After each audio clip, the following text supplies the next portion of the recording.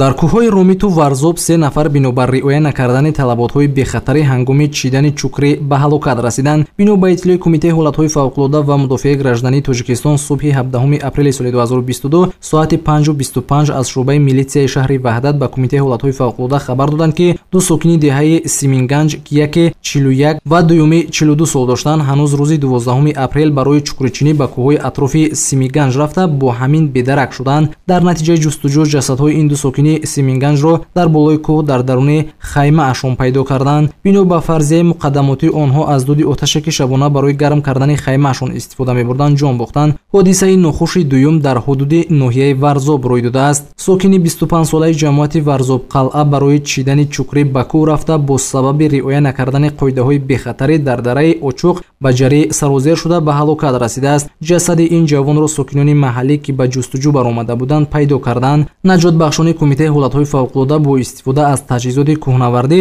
ба умқи дара фаромада ҷасадро боло бароварданд.